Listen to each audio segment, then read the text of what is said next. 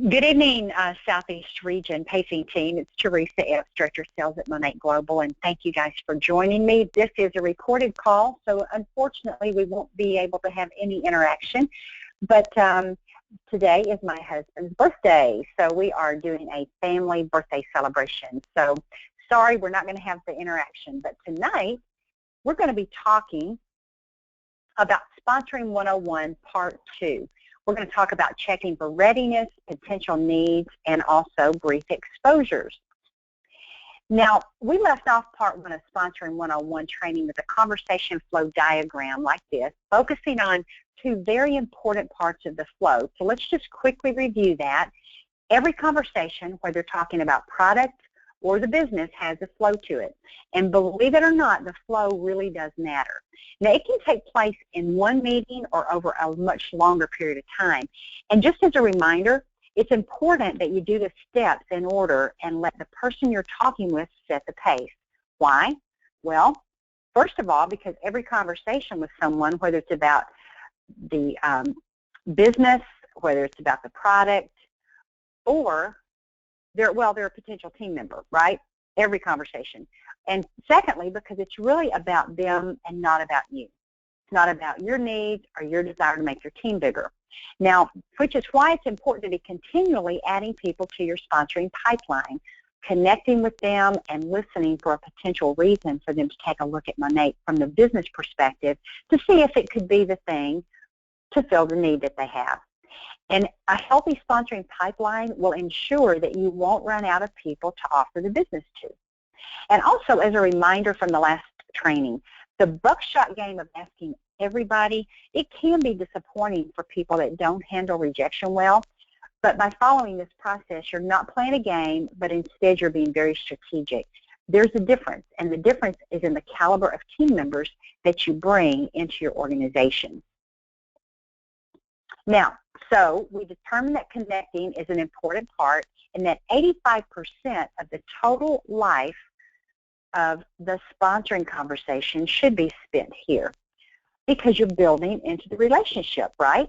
You're discovering needs that Monate might be able to fill, and you're also establishing trust with people. This is not just a simple invite someone into the business to get a discount type of conversation. It's within the connecting that the relationship builds to one of knowing you, liking you, and trusting you. Now, during this phase, you're also gently interjecting information about yourself and your business, but not too much information. Remember, we don't want to throw up all over them, but just enough to inform them that you're in the business that you found to be very energizing, and just leave it at that. Now, during the connecting part, you are also just kind of feeling out to see what type of team member this person might be. During the listening part, there really isn't anything to say here. Just listen for a need. It's about just being authentic and really listening, that active listening. So how do you know when to move on? Well, ask yourself these questions. Do they know me, like me, and trust me? Do I know, like, and trust them? And do you know, based on your discussion, why or how Monate could serve them or possibly help them?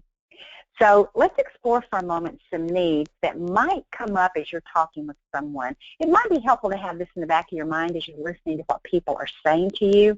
Based on what I'm hearing or seeing, what could this person really use more of? You know, because a lot of times they're going to tell you just straight up what they need, but sometimes their needs are a little harder to discern, so you'll have to really turn on those active listening skills. Now, here are just a few of the needs that you might hear or see when you're connecting with people. And the reality is there are people in your pipeline right now that probably match one of these needs and are not yet a market partner for one reason or another. And chances are you already have had several years or maybe even a lifetime of connecting with them, or perhaps you just need to reconnect with them. Now, if you truly believe that Monate could somehow fill one of these needs, or one maybe not even listed, start to reconnect now. It could be as simple as just picking up the phone to say, hey, or texting them with an invite to coffee to catch up, or maybe just sending them a Facebook message with just a genuine interest in catching up with their life. Nothing is worse than contacting somebody you haven't talked to since college or high school and saying, hey, have I got a business opportunity for you, right? So let's fast forward now. Once you've done the connecting, You've established that you genuinely like them, and they like and trust you too, so it's safe to proceed to the next phase in that conversation flow. Ask permission, tell a story, offer a look, and you may provide at least some information at this point too. Looks like a lot of things to check off on the conversation list, but when you've connected and discovered a need, it actually flows pretty great together. And I'll break each step down to explain. And once you do this several times, you're not going to have a chart. It's just going to flow naturally. Now remember, not everyone who has a problem or a need is ready to do something about it. This is important. While you may be ready for them to help them fix their financial situation, meet more friends, experience personal growth, be a part of something significant, whatever, they might not be ready for you. So you may be familiar with some of those people. If you're not checking for readiness, you may be saying the right thing to the wrong person. Now, this is where many of us are just totally missing the boat when we sponsor. Once we see a need, we assume that they want to change. We feel it's our job to persuade them to change. And when you don't check for readiness, you may feel like you're spinning your wheels when the truth may be you're doing the right things, but with the wrong people who simply aren't ready yet. This can cause so much frustration and doubt in your business and your ability to do the business. Now, some of us are great influencers, and we can pretty easily convince people to sign up, but we have to admit that we will be tied to that for the rest of our experience with them. Convincing them to get their product pack, convincing them to attend training, to return your phone calls. I mean, convincing is draining. So you want to check for readiness to do something about their problem, but we want to offer rather than convince. Now, you can check for readiness by asking permission and telling a story that might be meaningful to them. Now, if they're open to taking a look, they're going to let you know. So at which point you can make arrangements for them to explore the business, and in some cases, they'll want more information from you to look at as they begin to process. So they'll ask you, and they'll let you know if they want more information. So when you've identified a need, how do you ask for permission and move into asking permission or storytelling? It's really simple. You can start with this. Hey, could I make an observation? Based on what you shared with me, I can't help but wonder if Monette could help you with that. What are your thoughts on taking a few minutes to explore that with me? Pretty simple, right? Or, I've been thinking about you and what you shared with me about your financial situation. What are your thoughts on meeting someone who had a similar situation and use their ability to connect with people's hearts to turn that around with Monette? Isn't that doable? Or maybe you should think about doing what I do. What are your thoughts on taking a look? Now, this step can occur at the moment you hear about their need or as you start to talk about the business with them again. You might be remembering conversations that occurred previously, so there may be time between you hearing their need and asking permission, and that's okay. It's not too late to reapproach them with another touch or another experience to offer for them to take a look. And also keep in mind that this step is designed to let them off the hook. Talk to the people who want to hear what you have to say. Leave the rest alone, at least for now. Now, what this will do, it will alleviate pressure on yourself about being pushy, and it opens you up to freely share a bit more. Now, the story and ask permission step can be done in one sentence a lot of times. The idea here is to steer away from, do you want to do this business, and instead give them something greater to think about in a more casual, non-threatening way. We definitely want to be non-threatening. Now, after you've gained permission, and before jumping into the facts, tell a story. Remember, facts tell, stories sell. I started my Monette business for this reason. Keep it brief. Give them a story. Now, on the slide is an example of combining asking permission and a story in one sentence. Here you go. A close friend had a similar situation, and she was able to eliminate her credit card debt. It really made a difference for her family. What are your thoughts on checking it out, just to see if Monette could help you too? Now, doesn't this sound better than you can eliminate your credit card debt? Let me show you how, right? It's just more, it's nicer. That's the best way you can say it. It's just a nicer way of doing it. So now let's say they said, okay, I'll take a look. Now what? Where do you go with them? you need to keep in mind what you learned from our first Sponsoring 101 Part 1 training. It oftentimes takes at least 6 exposures for people to say yes to the business. So the next place you go with them is to offer them an experience that will be impactful for them.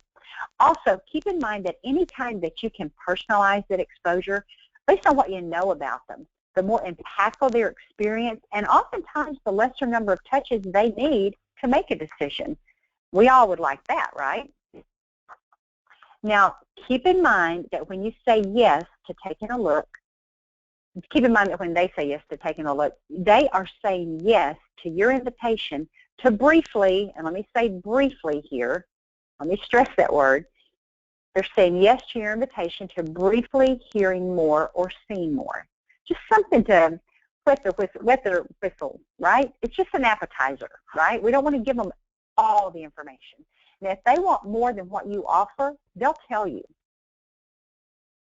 So here's some great brief exposures. You know, the effective approach recording is a great brief exposure. A three-way call with a market partner who has a similar story or situation. A Meet My Mate event, if you've got one coming up, of course, sooner rather than later. If you don't have one for 2 weeks, that's probably not the best brief exposure. You want to do something now. A webinar featuring someone with a similar situation. Those new Life After Monate videos by one of our directors. There's 3. They're amazing, and those are accessible as well. And then the business bag. Now, you may be going, okay, what's a business bag? Well, what's in the business bag is really simple. You want to put product samples and brochures, maybe a printout of the price list, 101 usage for Rejuvenate Oil. This is all in your back office. And then the opportunity brochure, maybe a comp plan printout, just the basics. And they're all, like I said, they're all in the resource library. Now, a personal note is always a great touch if you know in advance who you're going to give this to. And then, of course, you don't want to forget your business card. Now, you know, you could add, you know, something else as an incentive if you want to give for someone as a thank you, just a nice little thank you gift as an incentive for them to give you your thoughts about the business after watching that webinar or simply talking with you one-on-one. You might want to buy them a cup of coffee or throw in a Starbucks card if you're not going to be meeting with them one-on-one, okay? Now, here's your homework for the week. And let me just say, you guys knocked it out of the park last week. The Southeast, we had more rank advancements than any other region for the week, including MMP. We had more VIP customers sign up, and we had more market partners sign up. So you guys are fired up. So I'm super, super excited about what I'm going to see this week. So your homework this week is you want to do your 1+1, go out and get a new market partner and a VIP customer with that 2x5 focus, talking to 2 new people every day, 5 days a week. And if you want to go faster, talk to more people, more days, obviously. Then get your brief exposure resources in order. Write out how and where to access them and put it in your tracking binder under your sponsoring section. Know who you're going to call for a 3-way. Have your resources locked and loaded to send to somebody at any given moment. If you do not have those media resources, those 3 directors' stories, let me know. I'll be happy to send those to you. Should be in your back office, though.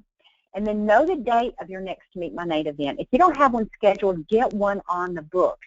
Work with your cross lines and sidelines in your areas, guys, and work together, because the areas where people are working together, it's blowing up. It's absolutely exploding. And then you want to have your BizOp webinar link saved in the same place, readily accessible. You want to have everything accessible at your fingertips.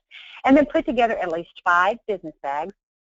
And then take a picture of your brief exposure plan, post it on our Southeastern Facebook Pacing Team page, and toot your own horn a little bit. It's perfectly acceptable to do that.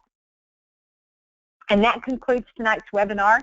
Thank you guys so much for your time. Go out there and make it a great week, and I'll talk with you soon. Bye-bye.